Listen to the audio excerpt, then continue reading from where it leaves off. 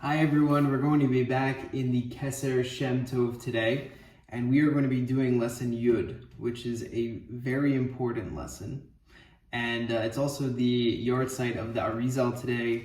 May his neshama receive an aliyah, as well as Rav Michael Dorfman. May his neshama receive an aliyah as well. So we're going to be discussing a spiritual reality where life is a bunch of times where we rise and we fall and we rise again. And if you zoom out, it could look like, someone's life is just sort of this straight line up and to the right. But if you zoom in, you'll actually see that it's a bunch of times where they rise and they fall. And this is a spiritual reality and a very important concept that you need to take into the heart. And I'm speaking to myself as well, because there are times where a person feels like they can't learn, or they get knocked down, something's happening in life and it feels like, they don't have this opportunity to do a mitzvah that they wanted to, or, things break. And we've all experienced it where we have times of godless, where we feel connected with Hashem and we're feeling like we're emotionally on fire. And then we have other times where you feel like it's just not happening. I can tell you that I tried recording this video 5 times before, only to get stopped multiple times, but I didn't want to give up. And that's what we have to realize when we are in a state of mochin dekatnut, a state of constricted, narrow mindset, or feeling where the words just aren't coming out, or it just seems difficult, right? And the times where it's hard is actually where all of the growth happens. And when we're down, we feel like we're not connecting, that's when that fall or that fall becomes an inspiration for the next rise, which is even greater. So the Baal Shem Tov is going to paint a beautiful picture in regards to how Kaviochel, so to speak, Hashem is the husband of Bnei Israel. Hashem is the husband, we are his wife. And there's 3 ways, according to the Torah. You'll see it in Gemara Kiddushin, probably Gittin as well, perhaps other places. There are 3 ways that a husband can get engaged to a wife. One of them is through kesef, money. Second one is through shtar, he writes a document for her. And the third one is bia, which is actually consummating the marriage. So it's a very short lesson, it's only these 2 pages, but nevertheless it's a powerful one. So let's read inside, and God willing we'll explain further.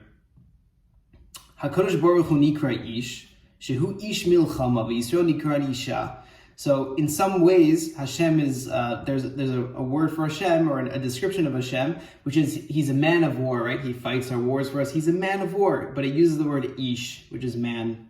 V'Yisrael nikran isha. And in other times, Bnei Israel is called an isha, right? So there's already this, according to the Psukim, there's a relationship between Hashem and Bnei Israel, between a husband and wife. V'zeu shekatav ha'isha niknes levala. Hainu shiu Yisrael nikarn yishto she'HaKadosh Baruch Hu b'kavyachol b'gimel dirachim shehem shalosh tikufos ve'ofanim shel kesher ben adam lekono. Right? And because there's this relationship between man and wife, there are 3 ways that a man can acquire a wife. And he's going to go into 3 ways that Hashem acquires us, essentially. And 3 ways that we can relate to Hashem through this rise, subsequent fall, and then further rise in our spiritual journeys. It's also very important to realize what part of the journey you're in, which is another mindset and skill to develop. So the first way that a man can acquire a wife is through kesef, right? He gives her money and they become engaged.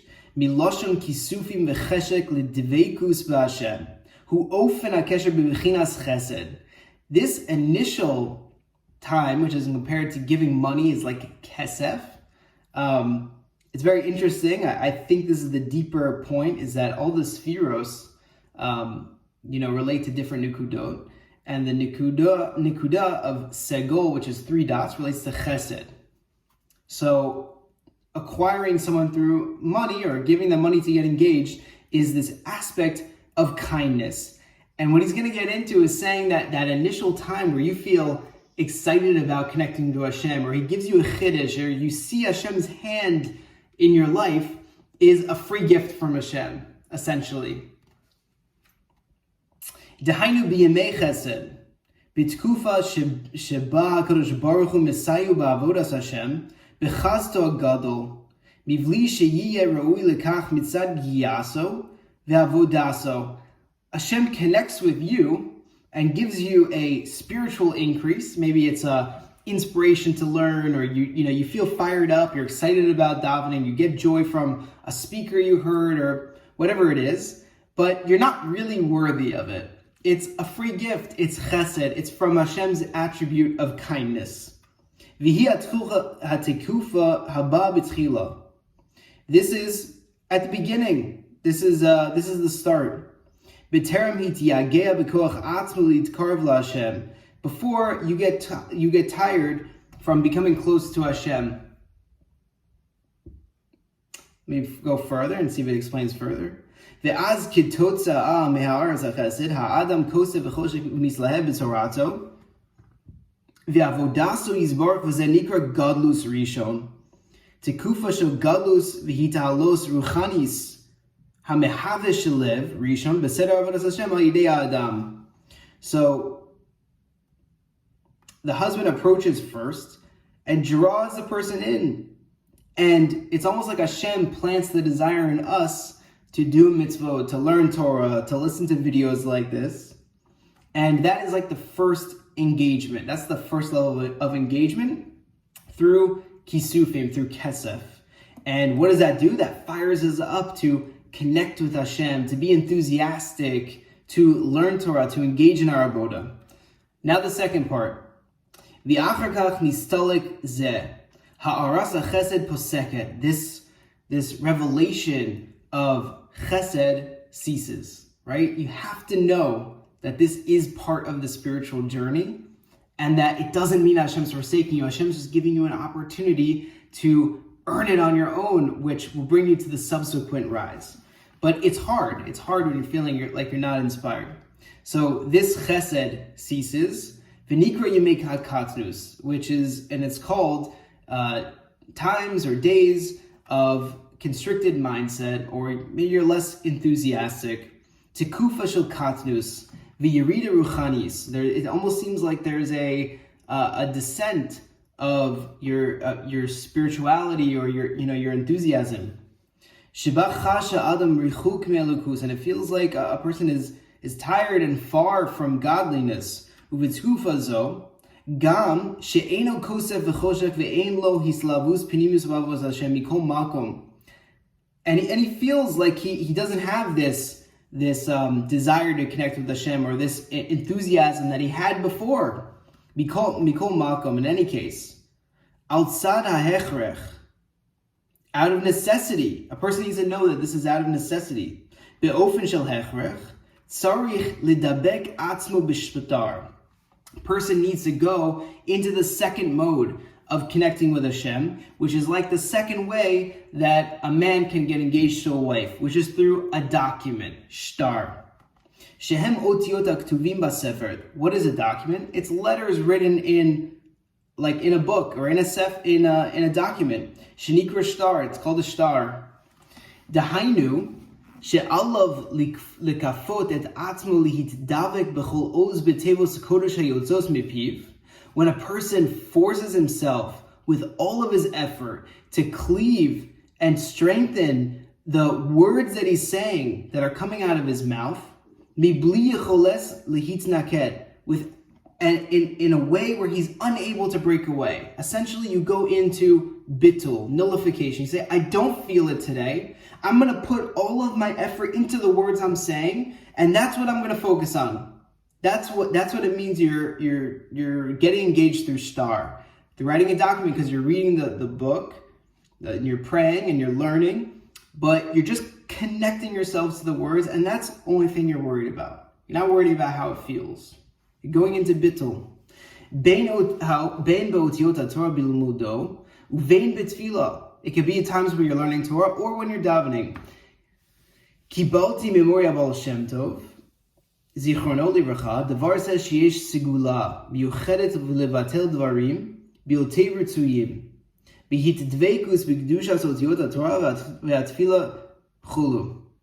So when a person gets to this point where they're davening and they're almost not even there in a way that they were there before, when they're putting everything into their learning and into their davening, and it pushes away everything else that's unwanted. This is a segula. If you get to this point, which we can all get to this point, that you're now engaging in this second engagement to Hashem.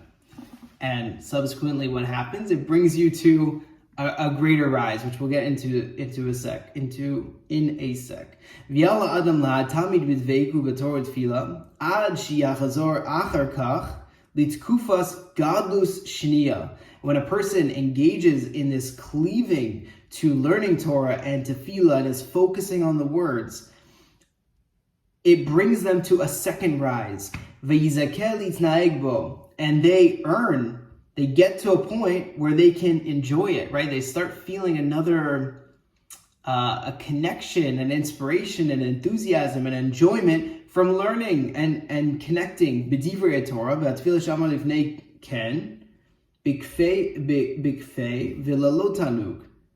Because before, when they were in this second level of shtar, they were almost under the rest. They weren't getting pleasure from it, but they still engaged in it. Until what enters into them is this mochin. This mochin is kind of a word for your mind, right? Maybe understanding in your Torah and tefillah, but it basically enters into your Torah and tefillah. B'toch milos haTorah v'atefillah yimashku vayiru gam ha'avana va'omek b'pnim v'shavehen. So what happens is you're starting to learn and daven, and you start having understandings, right? You start having the mochin, you have understand the wisdom, the eitzah, the wisdom that you're getting from the eitzah, like the advice and the wisdom that you're getting from the Torah, and you're finding deep things from within your learning, and you're realizing, oh, that had to happen to me because of this, and now I'm reading something and it's giving me some advice here, right? So you start seeing how everything is connected. Shinikra b'via al shum shehar samochin ba'a.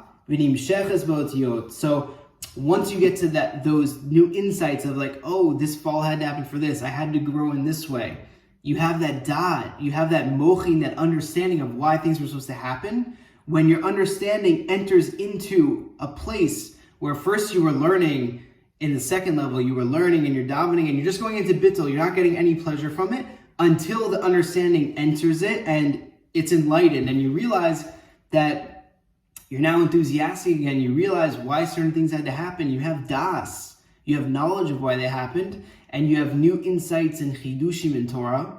And you're now in this third level, which is bia, which is consummating the marriage.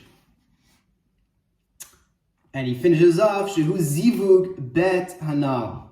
Zeus zivug sheni. This is the second partnership. Habala achar yemei achibor arishana shebechinas kesef. So this is a way that you end up the engagement, the marriage. This is zivug, connection. So it's a very important lesson to realize that when you're in a place of mochin dekatnut, when you're in a place where you're not feeling it, right? And when I'm recording this is in Bein HaMitzarim. It's a hard time. You feel like you're in that place of constricted consciousness, but realizing that that's where all of the real growth happens. The whole idea is to hold on, to go forward, to prove to Hashem you want to get back to that place of connection and feeling, and that's where the growth happens. And through that, you'll go to a next stage of growth, a greater rise, and God willing, you'll feel that connection again, and you'll realize the unity of Hashem, the oneness of Hashem, and why everything had to happen the way it did. So with that, I hope you have a great rest of your day, and let me know if you have any questions about this. Talk to you soon.